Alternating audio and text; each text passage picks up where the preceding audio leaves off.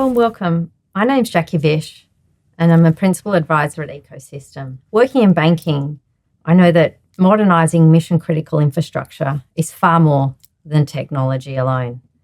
Banks rely on customer trust, 24/7 operations.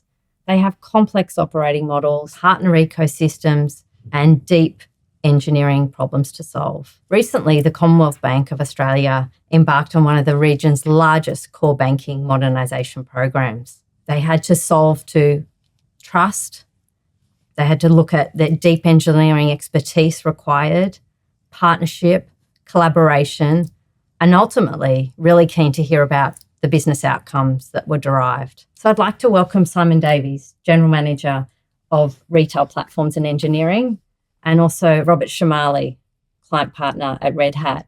Love to hear about your less than 18 months mission and what it was like in the hot seat.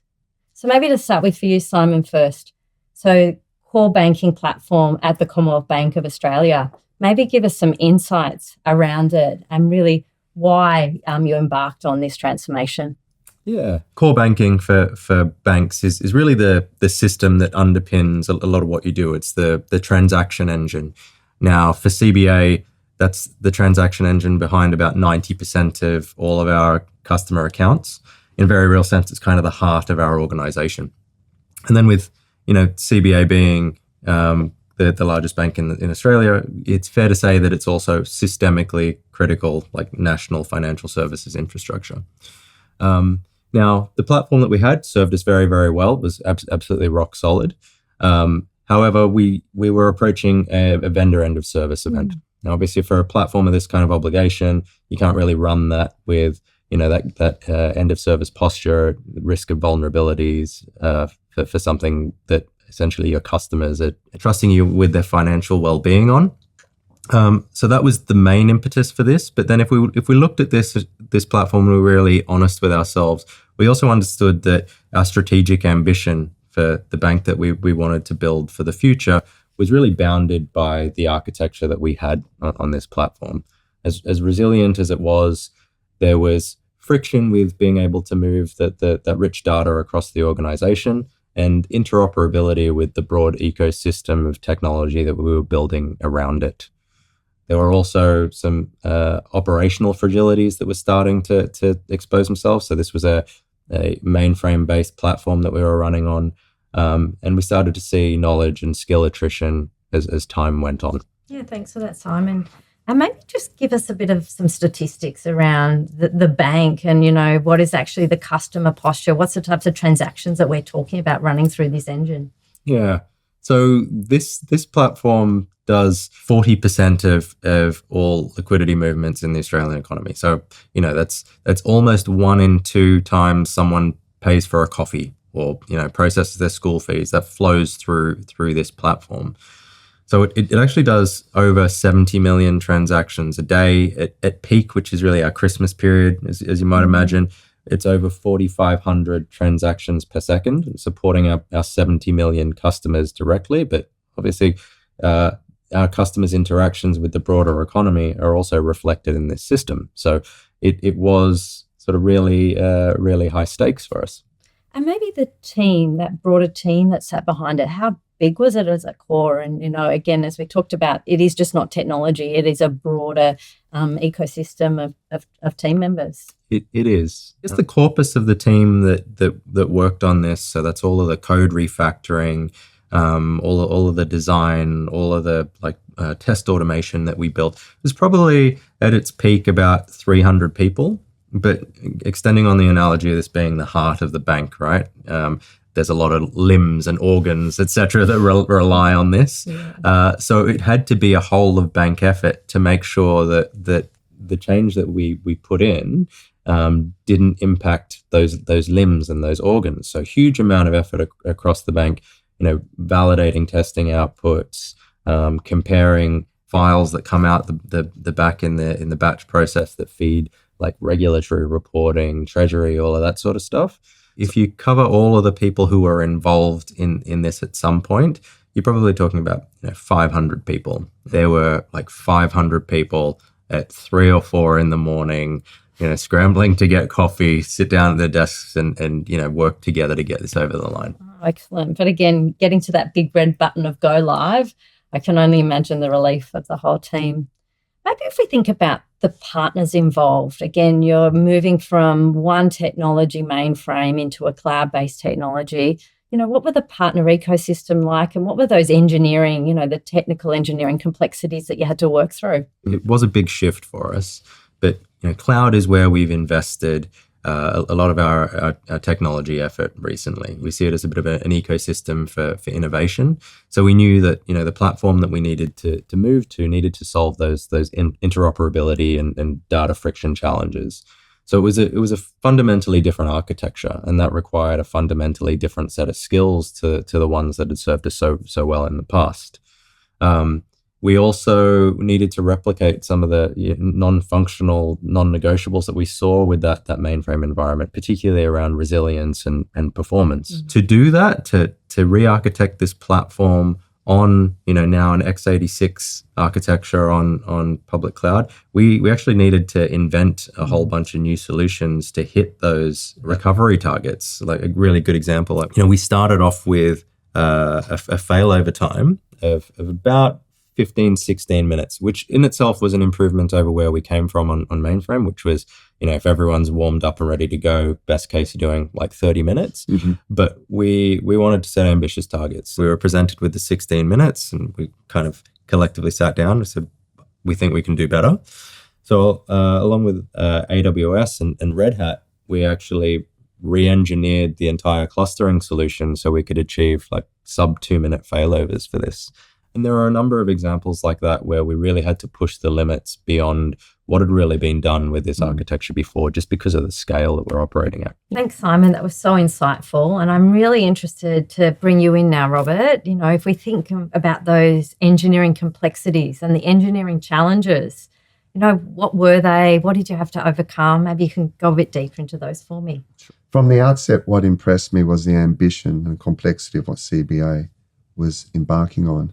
The requirement of the core banking platform were incredibly high. This wasn't simply a lift and shift exercise with multiple partners involved that needed to come together as a single team. No proven blueprint to follow. True innovation was needed. CBA's leadership here was instrumental, and it played nicely with Red Hat's open source heritage. One example that really stands out that Simon was alluding to was a requirement for high availability architecture. The operating environment required extremely tuned and resilient clustering capabilities. This implementation was unprecedented, specifically regarding its performance and scale. We essentially designed, built, validated, and operationalized parts of the solution while the clock was ticking towards go live. We achieved this by collaborating with CBA and our partners and iterating rapidly on the open code base, alongside Red Hat's global engineering teams to deliver a solution in about 3 months' time. Wow. I'm going to really touch on that collaboration, but 3 months, 12 weeks, how does that stack up to other types of programs you've done of this nature? Typically, a program of this sort would require much more extensive timeframes to do these type of changes. You're looking at somewhere closer to a year. Wow. So to do it in 6 months is incredible. Fantastic. And again, maybe we'll then move on to the thread of collaboration and partnership. So these things aren't, one or two people. We're talking hundreds of people and they're on a mission. Maybe if you can help describe the approach you took within Commonwealth Bank of Australia, really to galvanise a team into this higher order purpose. We did the 12-month piece of work in 6 months is really kind of indicative of the amount of commitment that everyone put behind this. Like every partner that was involved really pulled out all of the stops, and they landed absolutely the best team that they could for this. And actually, we did this exercise pretty early on. We had an offsite at the time. The team was probably about 120 people, so we're all in the room, CBA and all the partners. I was addressing the whole team, and I said, if you look to your left and you look to your right. Now, firstly, a lot of you have worked on this one platform for 15 years, right? You know it inside out. And if you look at the partners, you've flown in the best people in the world because you understand what's at stake. You also understand the incredible potential of this, and you've committed the best of your organizations. Objectively, you are the best team in the world to do this thing. Like, there is no one else that we're going to parachute in that is going to be better than this team. So you really need to believe in yourself. People understood that they needed to bring their whole self to this. The other thing that was really important here is we went through a few kind of operating principles to make sure that people understood that they were fully supported. I really love there's an Amazon leadership principle around bias for action. So we did an exercise around this, like what does bias for action mean to everyone? I think one of the threads that came out, which kind of really resonates with the CBA values as well, one of which is courage. Like a bias for action is taking that next step and overcoming that hesitation, that fear, that I need to do one more round of socialization, one more round of refinement. Just keep moving. And if everyone takes that step forward in good faith to take us all forward, if you make a mistake, that's fine. We'll recover from that. But it's really important that everyone keeps moving. And I think that one offsite really laid a lot of strong foundations for what this all meant for us to be able to visualize what it would feel like to get there, and the principles that we would adhere to support us on our journey. Fantastic. That's such a good example. No pressure being in the best team in the world, Robert. So maybe you could share with me, maybe a difficult moment being the best team in the world and how partnership and collaboration really came to the forefront. There was enormous focus on making sure that we were successful for you. In part, that required a lot of planning to ensure that we had all the various components of the Red Hat jigsaw puzzle all pulled in together. Some of that required us to fly in experts from Germany. We had approvals in from the United States around certain elements.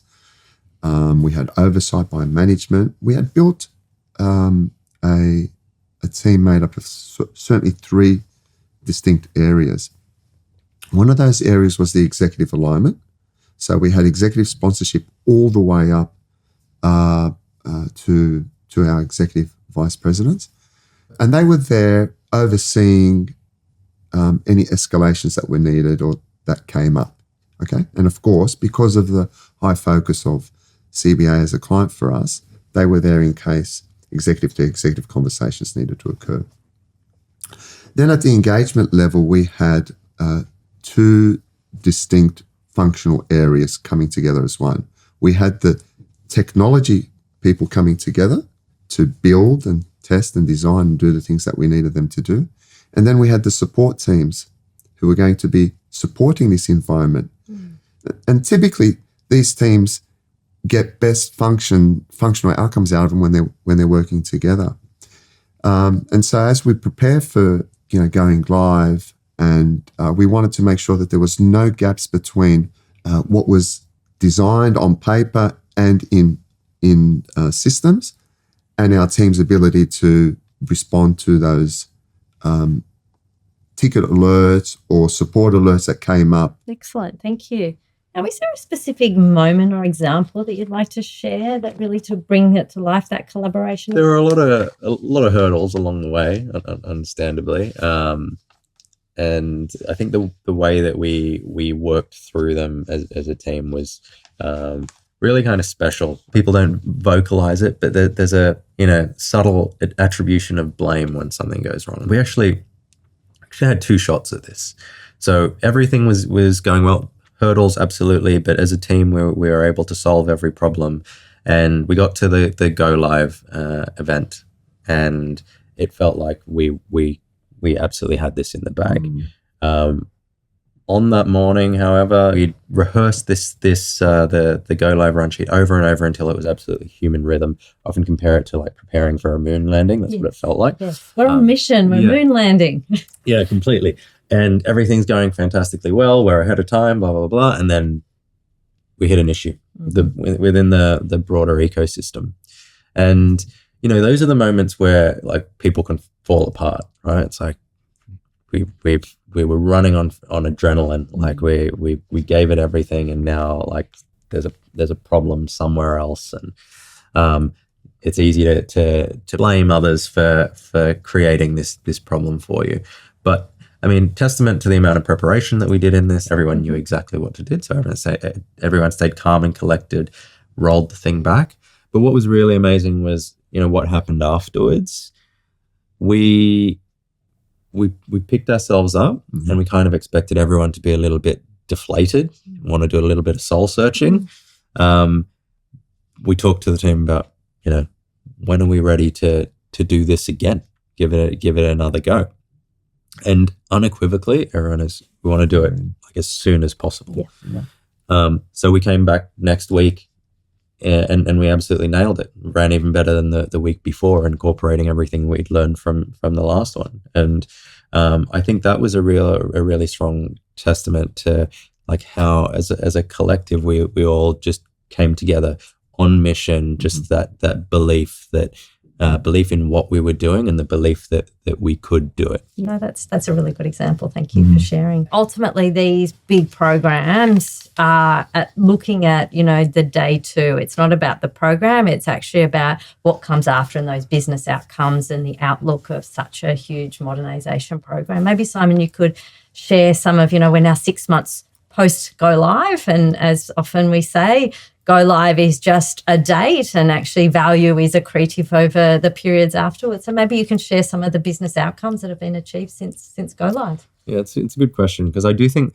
there's sort of this tendency to expect that there's like a dramatic change after you do these things, but really the advantage of like modernizing your core is something that compounds over time. Now, day one, it's a more resilient platform. It's a faster platform. So, our batch at the end of the day runs 30% faster, which means we can do millions more calculations for our customers during that period. That's things like more personalized experiences we can deliver, but also the real-time experience is faster. So immediately that's a snappier digital experience, but that also allows us to stitch together new real-time experiences. It reduces that data friction to allow us to process, that customer event, like in the moment where that event is relevant. And CBA recently announced, a new CommBank companion. All these sorts of experiences that we're leading into really rely on being able to respond to that event in the moment. And we kind of realized our strategic ambition was bounded by the core, and that was something we recognized, way back in 2008. When digital banking was the frontier, we needed to solve that problem.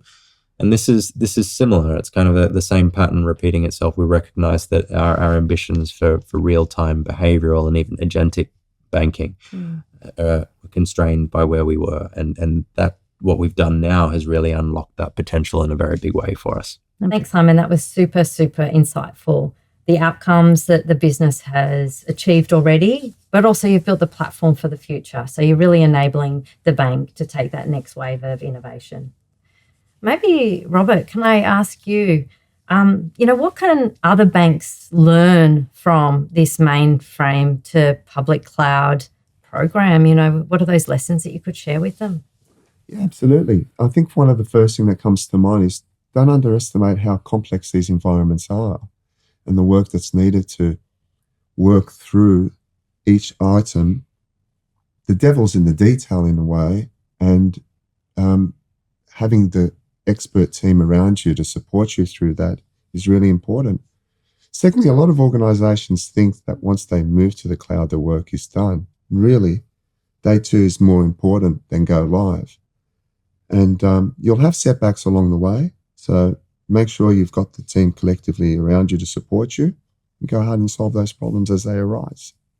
Excellent. No, thank you. And I think it's a really important point that day two operations is really the secret source of success.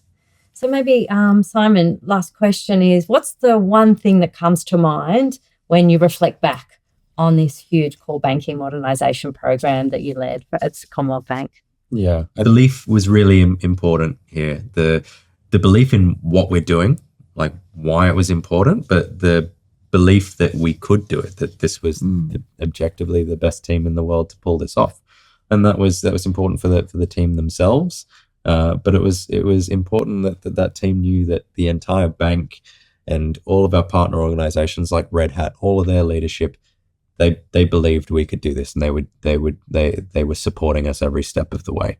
So I know it feels a little bit naff, and we actually did co-opt the believe sign from Ted Lasso, if you've ever seen that. But I think it was a really important symbol. It was a rallying cry for us. So it has to be believe. Excellent. Fantastic. Anything else you'd like to add, Robert? Well, we certainly felt empowered and came along in that journey with that same belief. So for us, it was parcel of doing business, yes, but it sort of resonated with us.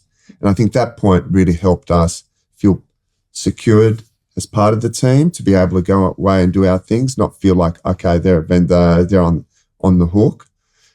It made a difference. Excellent. No, fantastic. Thank you so much for your insights today. Core banking transformation is not about the infrastructure. It's about the ecosystem that supports business outcomes. There's a number of layers in these technology stacks. Choices need to be made at pace, at scale. And what are they bound on? Trust, strategy, partnership, collaboration. And this is such a great example of all those things together. So congratulations to the both of you. Thank you. And I really enjoyed this conversation. Yeah, likewise. Thanks, Jackie. You.